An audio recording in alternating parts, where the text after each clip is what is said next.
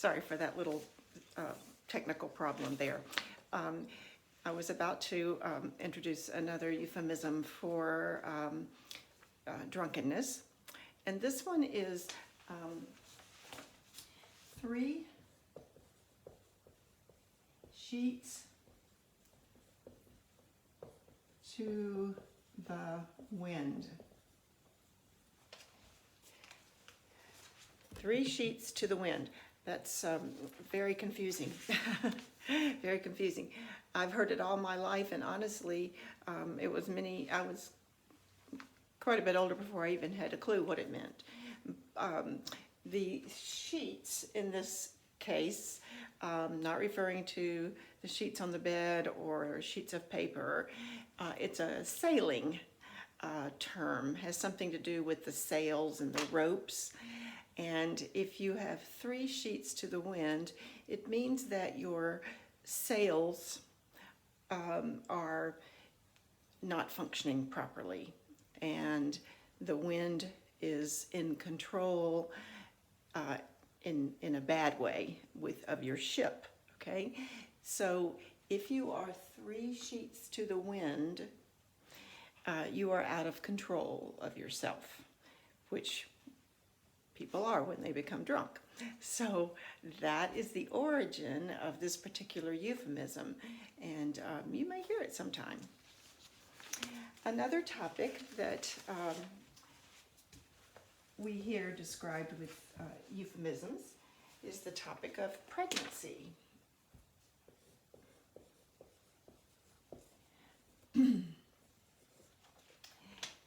We might say that a woman who is pregnant is in a family way.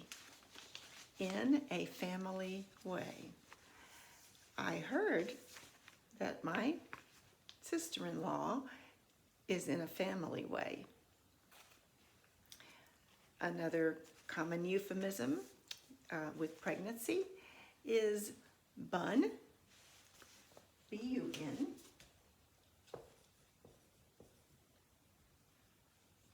in the oven.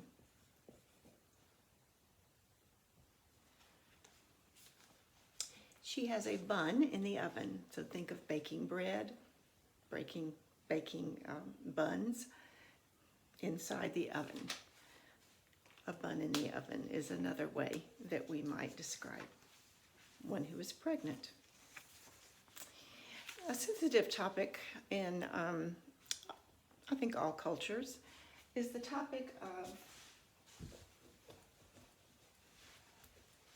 disability or disabled people.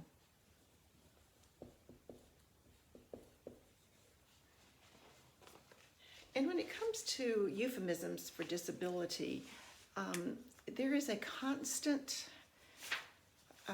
shift or change in language that people consider socially correct, politically correct, whatever you might want to use.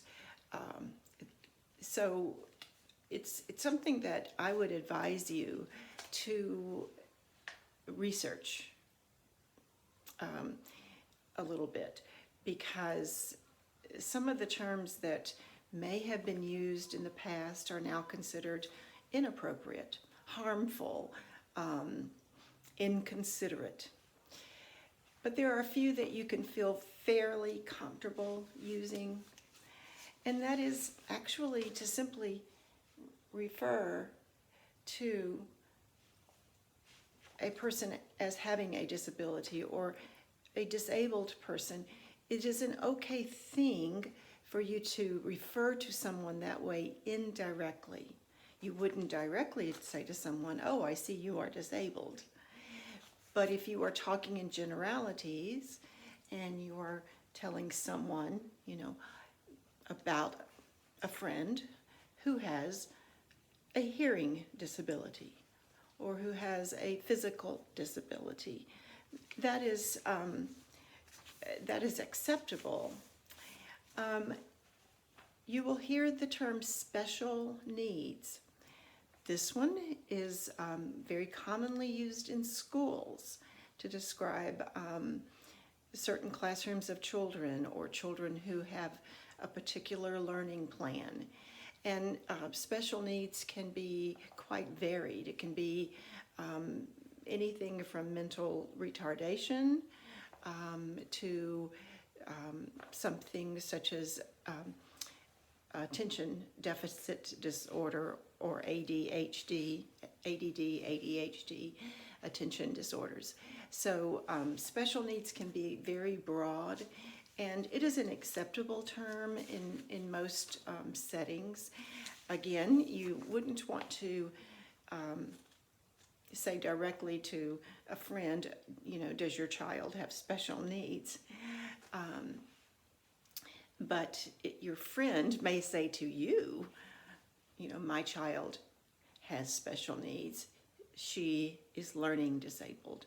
So you always, with disability, you want to actually let the other party with whom you're talking, you want them to bring that subject up if it's a subject that exists in their life or their world. You don't want to be the one to place that label on another person. So I think that the best advice is, in order to be comfortable with this topic and to avoid euphemisms that might be seen as inappropriate, it's just to not discuss a person's disability unless they do, and listen to the words that they use to describe their disability or their child's disability or whatever it might be. Words like challenged come up. He is learning challenged. She has some challenges with vision. Again, if someone wants to describe themselves that way, then you can use that. How are you doing with your vision challenges? But only after that's what they have said.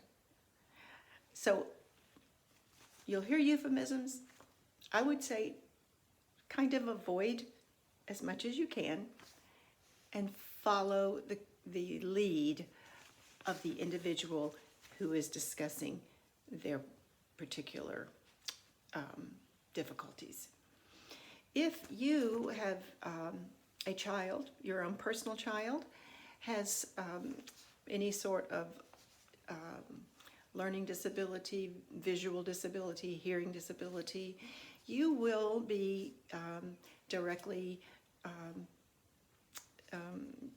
that information will be directly shared with you through the teachers at the school or the special education department. And they will use some of those more direct terms. They will generally say to you, we are concerned about your child. We are not sure if there is a disability. We would request that you consider testing for whatever the problem is. So the teachers and the specialists at the school who might bring this kind of a topic up to you as a parent would most likely only say that they have noticed some problems. They're concerned that there could be a disability. But even they, as educators, just so you know, are not legally allowed to place a label on your child without, number one, testing, and number two, without your input and signature and so forth to say, okay, I agree to the testing, and then if the testing proves something, for you to say, I understand my child has a learning disability, he or she will receive this sort of service at the school. And that's a kind of a separate topic, but it does tie in so much with sensitive language. And there's a whole lot more that we could say about that. Certainly, if you ever encounter a conversation with a teacher during the time that we're together as teacher and students, please feel free to discuss that with me, because I've had a lot of experience through the years in working through these challenges with families. All right, moving along to a couple of other euphemisms that might be new and interesting to you. When you were younger and dating, and you and your boyfriend or girlfriend decided not to continue your relationship for one reason or another. Oops. We would say that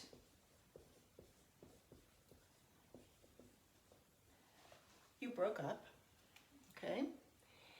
But oftentimes, the person who initiates or begins the process of breaking up might write a letter, or in this day and time, an email or a text. And we call that a Dear John letter. A Dear John letter is a euphemism for the kind of communication that you might receive from a girlfriend or a boyfriend who no longer wants to be the girlfriend or the boyfriend. She got a Dear John letter. That's why she's crying. Oh, he's dating someone else because the last gal sent him a Dear John letter. So, very, very common euphemism in America. All right, next one.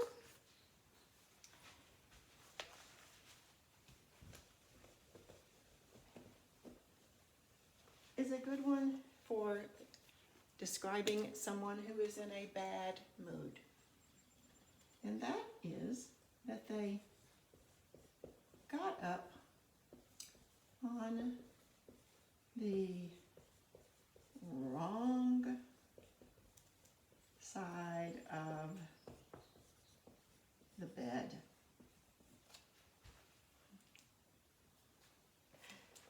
Some days are like that. If you could just go back to bed, you'd be better off. Get up a little differently, okay? The euphemism, she got up on the wrong side of the bed this morning, means that the day isn't going well. She's in a bad mood. It's just, stay away from her or him. Sometimes we see this in our children or our spouse or our boss or whatever it may be, and we want them just to go back to bed. All right.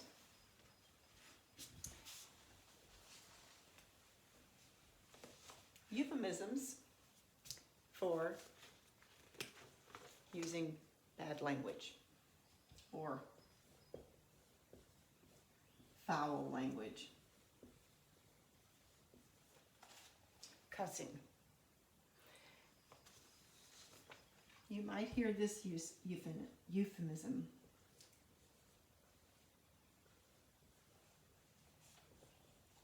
Someone cusses like a sailor. If you hear that someone cusses like a sailor, it means that they have a big vocabulary of cuss words and they use them a lot. I really don't know too many sailors. My husband is a sailor, and he's really one of the only few that I know, and he doesn't cuss a lot, but I imagine that maybe sailors who spend many days on the sea and have to navigate their ship in all kinds of weather have some pretty rough times, and they may be inclined, likely, to cuss a lot. So if you know somebody who has a really dirty mouth, we might say they cuss like a sailor. Maybe sometime you want to say a cuss word. You're talking to a friend and maybe you're angry about something and you want to use a word that you know is a cuss word. It's not the most appropriate word, but you might say to your friend, "Excuse my French." Excuse my French is a way that we usually precede saying a cuss word. So, if I were going to, I'm going to use the word sugar, okay, to substitute for a cuss word. All right, because I can't cuss on the camera. So, maybe I'm very angry. And I say to my friend, "Excuse my French, but sugar, you know, I am so mad about this." So it's usually we precede that cuss word with "excuse my French." Sometimes we say it after we have said the cuss word. "Oh, sugar, excuse my French." Okay?